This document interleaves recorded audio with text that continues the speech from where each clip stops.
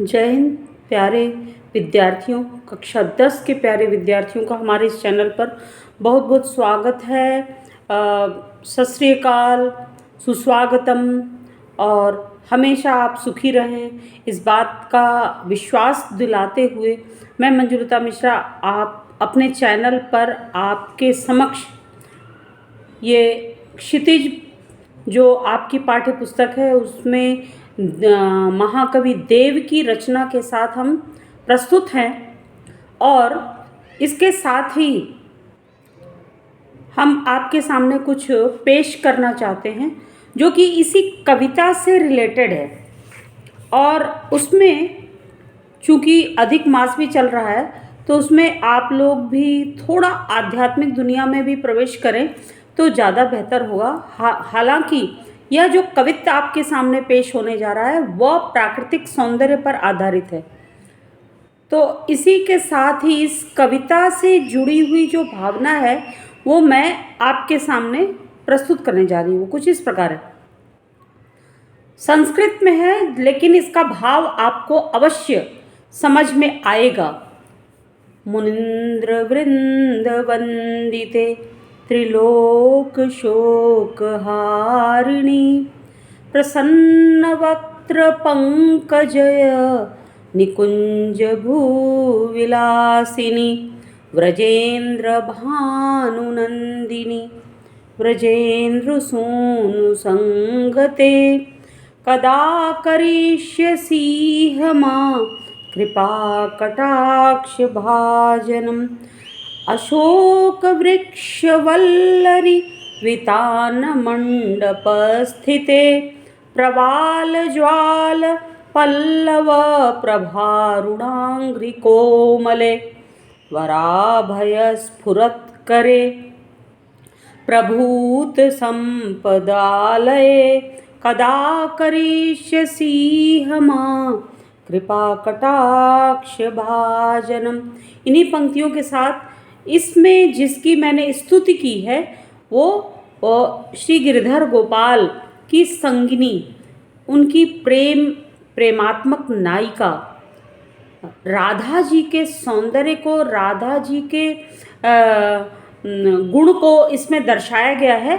तो उसमें प्रार्थना की गई है कि हे राधा, आप सौंदर्य की मल्लिका हैं और आप हमें हमारे ऊपर अपनी कृपा दृष्टि अवश्य डालें जिससे कि इस सांसारिक भवसागर से हमारा उद्धार हो सके।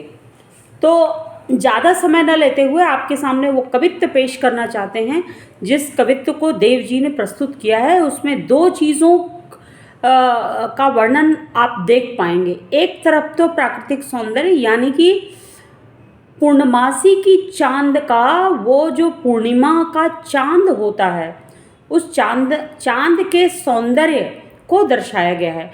और चंद्रमा के सौंदर्य से राधा के सौंदर्य की तुलना तो की गई है, लेकिन राधा का सौंदर्य उस चंद्रमा की चांदनी से कहीं द्विगुणित दिखाई देता है।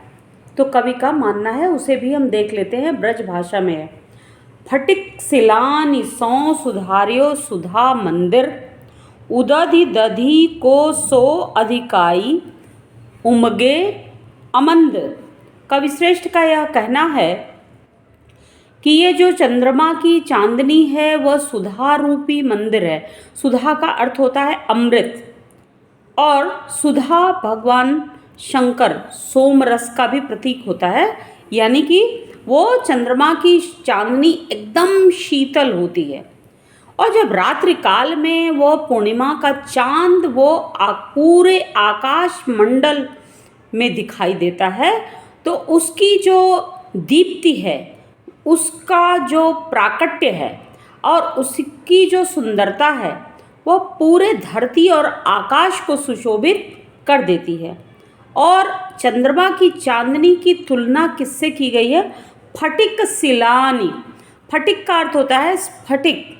स्फटिक एक ऐसा प्रस्तर शिला का एक ऐसा भाग कहा जाता है जो कि बहुत ही एकदम श्वेत रंग का होता है।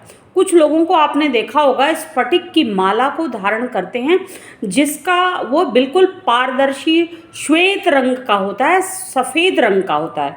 तो फटिक शिलानी का अर्थ होता है शिला। शिला माने प्रस्तर की शिला, पत्थर की शिला पर, स्फटिक के पत्थर की शिला पर स्थित है वो सुधा रूपी मंदिर।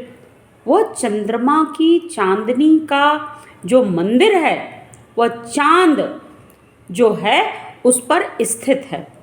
अब साधारण मंदिर और उस चंद्रमा की चांदनी का जो मंदिर है, वह किस प्रकार दोनों एक दूसरे से अलग दिखाई देते हैं, उसको आप देख सकते हैं। आगे की पंक्तियों में कविश्रेष्ठ ने कहा, उदधि दधि कोसों अधिकाई उमगे अमंद। कवि का मानना है कि चारों तरफ पूरे आकाश में, उदधि का अर्थ होता है समुद्र, दधि माने दही। ऐसा लगता है पूरे आकाश मंडल में रात्रि का अंधकार गायब हो गया है, और वो क्या हो गया है कि दही रूपी समुद्र वो चारों तरफ यत्र तत्र वो सर्वत्र फैला हुआ दिखाई देता है। यह कवि की जो कोमल कल्पना है और कवि का जो यह मानवीकरण है, वह अपने आप में अनूठा है। वह ऐसा लगता है कि दधि रूपी समुद्र वो उस आकाश मंडल में चारों तरफ वो फैल गया है, जैसे समुद्र की लहरों को हम गिन नहीं सकते। वो समुद्र की लहरें आती जाती सबको बहुत ही आकर्षित करती हैं। वैसे ही चंद्रमा की चांदनी जब रात्रि काल में ऐसा होता है तो वो चारों तरफ फैली हुई दिखाई देती हैं, और उसमें कोई कमी नहीं आती। वह कभी कम नहीं होता, अमंद, कभी धीमा नहीं पड़ता। पूर्णमासी की चांद की रोशनी में इतनी खूबसूरती छिपी होती है। फिर आगे कवि का मानना है, बाहर ते भीतर लौं भीति न दे दिखइये देव। देव महाकवि कहते हैं कि उस सुधा रूपी मंदिर की विशेषता यह है, साधारण मंदिर में आपको दीवारें अवश्य दिखाई देंगी, लेकिन वो जो सुधा रूपी मंदिर है, उस सुधा रूपी मंदिर में कहीं भी कोई दीवार नहीं दिखाई देता है। ठीक उसी प्रकार यह जो चंद्रमा की चांदनी है, वह स्फटिक शिला पर बैठी हुई है। स्फटिक शिला पर वह सुधा रूपी मंदिर स्थित है। तो स्फटिक शिला बहुत ही पारदर्शी होती है, उसको किसी बंधन में बांधा नहीं जा सकता। इसलिए वो पारदर्शिता को बताने के लिए कवि ने कहा, बाहर से लेकर भीतर तक उस मंदिर की विशेषता है कि उसमें कोई भीति का अर्थ होता है भित्ति माने दीवार नहीं दिखाई देती। फिर आगे कवि का मानना है, आगे और सुंदर वर्णन करते हुए महाकवि देव कहते हैं, दूध कोसो फेन फैल्यो आंगन फरस बंद। कवि का मानना है, ऐसा लगता है कि दूध का जो श्वेत रंग का फेन है, वह आकाश रूपी आंगन से लेकर धरती रूपी आंगन में चारों तरफ पूरे आकाश मंडल और इस धरती पर वो पूरे ब्रह्मांड में वह पूर्णिमा की चांदनी की रोशनी दूध के फेन के समान वह दिखाई देती है। ऐसा अनूठा वर्णन केवल महाकवि देव ही कर सकते हैं, और बड़ी ही सुंदर कल्पना उनकी है, वो जो कि बहुत ही अभूतपूर्व है और बहुत ही आकर्षक है। और कभी हम पूर्णिमा की चांदनी की रोशनी में, हम कभी दुधिया चांदनी की रोशनी में कभी हम जाकर देखें तो सही।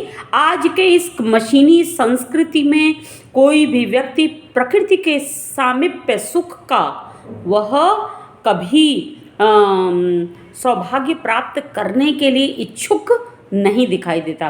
तो हमें कवि ने कहाँ जाने के लिए कहा कि हमें अपने इस सुंदर दिव्यतम प्राकृतिक सौंदर्य के समीप जाकर उसकी सुंदरता का रसास्वादन हमें अवश्य करना चाहिए।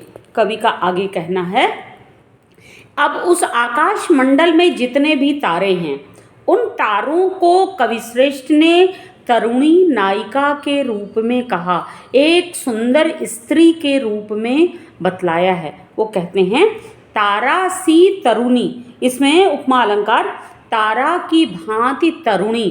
जैसे तरुणी जो होती है, नवयुवती जो होती है, वह नख से लेकर शिख तक बड़ी सुंदर लगती है और बहुत ही उसकी काया वो क्या होती है, वो बहुत ही दुबली पतली होती है, क्षीण काया वाली होती है, जो कि बहुत ही सुंदर नायिका के रूप में दिखाई देती है। तो तारा सी तरुणी, तारे के समान तरुणी उस आकाश मंडल में खड़ी हुई अपने झिलमिलाते वस्त्र को पहनकर, बहुत ही तारे जटित वस्त्र को पहनकर वह सबको, पूरे ब्रह्मांड के लोगों को अपनी ओर आकर्षित कर रही है। फिर आगे कवि का यह मानना है, मोतिन की ज्योति मिल्यो मल्लिका को मकरंद, और वह तारा रूपी तरुणी जो है ना, वो मोती का रंग बिल्कुल श्वेत होता है।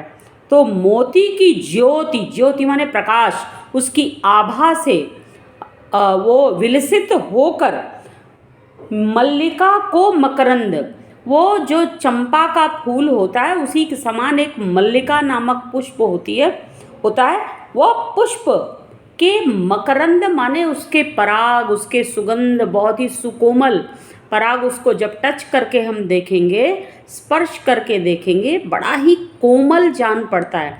जो तारे के समान वह तरुणी है, उसकी सुंदर श्वेत काया वह कैसी है, वह मल्लिका के पुष्प के मकरंद यानी कि पराग के समान सुकोमल है, अत्यंत वह सुकोमल है। यानी कि वह तारा रूपी जो तरुणी है वह बहुत ही कोमलांगिनी जान पड़ती है। आगे कवि का मानना है, आरसी से अंबर में आभा, आरसी से अंबर में आभा सी उजारी लगए। आरसी का अर्थ होता है दर्पण, अंबर का अर्थ होता है आकाश, आभा माने प्रकाश, उजारी का अर्थ होता है उज्ज्वल, लगए। दर्पण के समान वह आकाश मंडल आभाजनित, उजला, उज्ज्वल, ज्योत्सना को प्रकट करने वाला जान पड़ता है। और हमारी प्यारी राधिका जी वो कैसी हैं, उस पर ध्यान दीजिएगा। अंतिम पंक्ति, प्यारी राधिका को प्रतिबिंब सो लागत चंद। हमारी प्यारी राधिका श्री कृष्ण जी के समीप रहने वाली, श्री कृष्ण की वंशी की माधुरी और श्री कृष्ण की सौंदर्य को विलसित अपने उनकी आभा से खुद को अत्यंत सुंदर प्रतीत होने वाली हमारी राधा जी, वो चंद्रमा की सुंदर चांदनी को भी वो छोटा कर देती हैं। यानी उनके प्रतिबिंब, यानी प्यारी राधिका के सुंदर गौर वर्ण और उनके दिव्यतम सुंदर सौंदर्य युक्त उनकी जो काया है, वो देखने में ऐसे लगती है कि वो चंद्रमा की चांदनी उनके आगे वह उस प्यारी राधा की वो छवि प्रतिबिंब सी जान पड़ने लगी है। यहाँ पर यह जो अलंकार है, प्यारी राधिका को प्रतिबिंब सो लागत चंद, वह चंद्रमा जो है हमारी प्यारी राधा जी की प्रतिबिंब की भांति, उसकी छाया की भांति लग, यानी चंद्रमा की चांदनी की शोभा से, उसके सौंदर्य से न जाने कितना हजार लाख गुना वह हमारी प्यारी राधा जी का गौर वर्ण वाला शरीर, सुकोमल सुंदर सुशरीर सुंदरतम आभा वो जान पड़ती है। यानी कि इसमें व्यतिरेक अलंकार है और कहा जा सकता है कि इसमें अतिशयोक्ति अलंकार का भी प्रयोग किया गया है और मानवीकरण अलंकार का सुंदर रूप दर्शाया गया है। तो यह जो इन्होंने इन्होंने जो कल्पना की है कि हमारी प्यारी राधा जी के सौंदर्य का सौंदर्य चंद्रमा जो है, चंद्रमा ने उसको चुरा लिया, वह उनकी छाया की भांति जान पड़ता है। तो इसके लिए आपको संस्कृत में कुछ पंक्तियां हम बताना चाहते हैं जो कि भाव साम्य के रूप में है। वो आप लोग सुनेंगे तो उसका भाव खुद ब खुद आप उसको हृदयंगम कर सकते हैं। वह कुछ इस प्रकार है। तड़ित सुवर्ण चंपक प्रदीप्त गौर विग्रहे, तड़ित सुवर्ण चंपक प्रदीप्त गौर विग्रहे, मुख प्रभा परास्त कोटि, मुख प्रभा परास्त कोटि, शारदेन्दु मंडले, विचित्र चित्र संचरित चकोर शावलोचने, कदा करिष्यसि हमा, कदा करिष्यसि हमा कृपा कटाक्ष भाजनम। यह लाइन देखिएगा, मुख प्रभा परास्त कोटि शारदेन्दु मंडले, शरद ऋतु की पूर्णिमा की चांदनी, शारदेन्दु शरद धन इंदु मंडले, शरद ऋतु की, इंदु माने चंद्रमा, वह शरद ऋतु में पूर्णमासी की जो चांद है वह पूरे आकाश में दीप्तमान है। लेकिन वो जो हमारी प्रिय किशोरी राधिका जी जो हैं, वो राधिका जी का मुख प्रभा, उनके मुख की प्रभा आभा मंडल, वह ये करोड़ों शरद ऋतु की चंद्रमा को परास्त कर देने वाला, हरा देने वाला जान पड़ता है। तो यह बात पूर्णतया सत्य है कि चंद्रमा की चांदनी के सामने राधिका जी का सौंदर्य, उनके मुख और उनके शरीर की आभा जो पूरे आकाश मंडल में दीप्त जान पड़ता है, वह अपने आप में बहुत ही आध्यात्मिक दिव्यतम है। वह ऐसा कहा जाता है कि ऐसा स्वरूप किसी आध्यात्मिक विग्रह का ही हो सकता है। तो एक तरफ इस पद में, इस कवित्व छंद में देव जी ने चंद्रमा की चांदनी की सुंदरता का वर्णन करते हुए उसको विभिन्न उपमानों से सुसज्जित किया है। जैसे दही का समुद्र और दूध का फेन, उसके श्वेत चांदनी, पवित्र चांदनी की उपमा दी गई है, इससे उपमा दी गई है। फिर अंत में आपके सामने आपको थोड़ा आध्यात्मिक भाव से विरचित एक सुंदर पंक्ति आपके सामने पेश करना चाहते हैं, जो कुछ इस प्रकार है। मुखेश्वरी क्रियेश्वरी स्वधेश्वरी सुरेश्वरी, त्रिवेद भारतेश्वरी प्रमाण शासनेश्वरी, रमेश्वरी क्षमेश्वरी प्रमोद काननेश्वरी, ब्रजेश्वरी ब्रजाधिपे शिराधिके नमोस्तुते। इन्हीं पंक्तियों के साथ आपसे हम विदा लेना चाहते हैं। अब अगले पद के साथ आपके सामने उपस्थित होंगे। तब तक के लिए हमें आपसे हम विदा पाना चाहते हैं। तब तक आप